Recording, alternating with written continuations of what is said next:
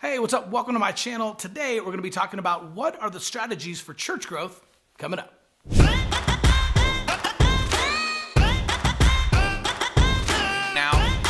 Jaxx has to offer.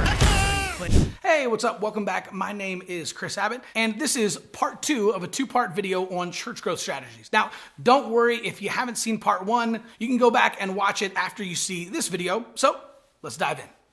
I know a lot of churches have been having a hard time reaching new people and trying to figure out this new hybrid or the new normal of what's going on. But a lot of the churches that we've been working with have actually grown their church throughout the pandemic. And the reason is because when you follow these timeless principles of church growth, you're going to reach more people than you ever thought possible. All right, number 1, mushroom mentality versus oak tree strategy.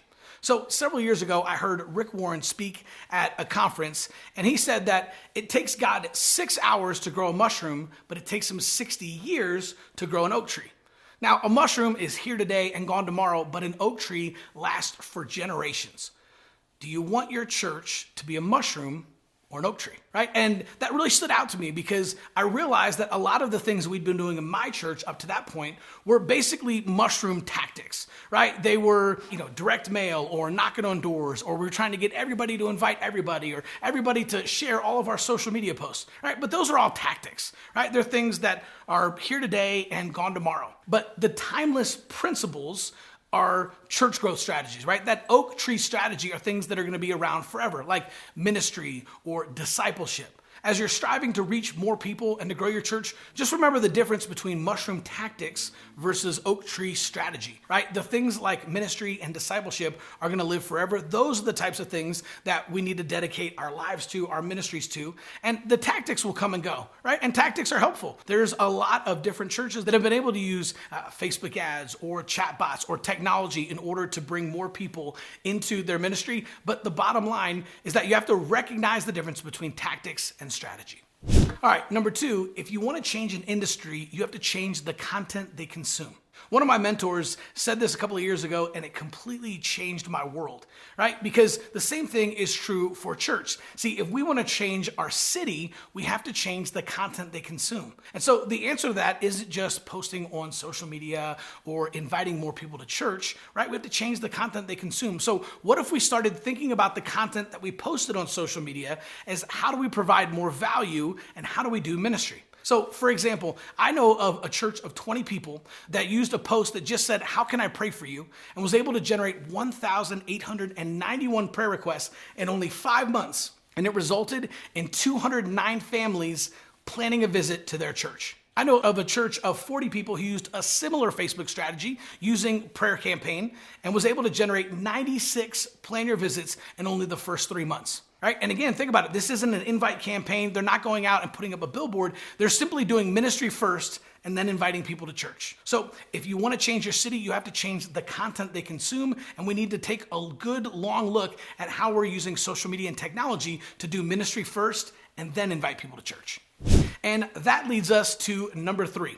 Tom Rainer says that not learning how to use social media effectively is like a missionary moving to a country and refusing to learn the language. The reality is social media has flooded our world. And like it or not, it's the new reality.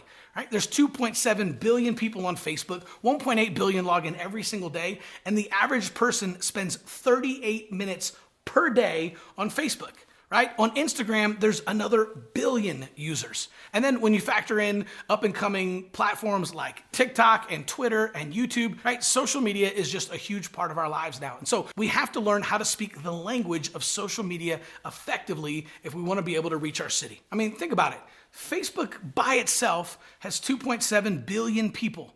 That makes Facebook the single largest missions field the church has ever seen.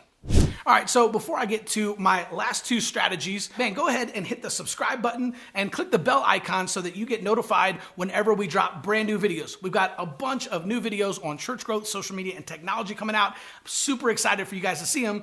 Just go ahead and hit that subscribe button. All right, next up, comfort is the currency you pay in exchange for growth. So every good leader knows that they have to constantly be growing, right? Constantly be learning new things in order to continue to increase their capacity and be able to reach more people. So if you want to grow your church, you have to grow yourself as a leader. So unfortunately, the hard part about being a leader is that your church can never grow past your capacity as a leader. The lid on your church, the lid on your church growth is always going to be you as a leader. So you have to constantly be getting better, be putting yourself in uncomfortable situations and being able to grow, right? It's only at the edge of our ability that we can begin to expand our capacity. And the only way for us to raise the lid in our lives is to expand our leadership capacity so we can reach more people. All right, and lastly, fear of failure is overrated. The fastest growing churches in the country right now know that a fear of failure is a recipe for disaster, right? We can't be scared of what people are gonna think. We can't be scared of trying something that's not gonna work. That's how great innovation is done. In fact, the Wright brothers, when they had dedicated their lives to creating the first flying machine, it said they used to take 5 sets of parts out every single time they went out to test drive their airplane, because that's how many times they would crash before supper and they came back in, right? What would have happened if the Wright brothers had been afraid to fail? We never would have had airplanes. They never would have made history, and the world would be a completely different place, because fear of failure is overrated. So don't be afraid to try new things. I mean, here's the deal. Life is risk. You either take a leap of faith and try something, or you take a leap of faith and do nothing. But either way, you jump. Look at the parable of the talents, right? The first 2 guys took a huge risk in taking their master's money and investing it into the marketplace, right? They could have lost the money. There's a lot of different things that could have happened. And imagine how embarrassing it would have been to fail and have to go back to the master and say, I'm so sorry, I invested your money and I lost everything. That was a huge risk. But we know from scripture that it was actually the third guy who buried the money that was the greatest risk of all. Because investing the money may have been a little bit dangerous, but the real risk was in doing nothing at all. Okay, so in this video series, we've been talking about the underlying principles and strategies of church growth. But if you want to know a little bit more about the specific social media tactics that you can use to grow your church, head on over to churchgrowthagency.com and check out the free training video we have. We'll see you soon.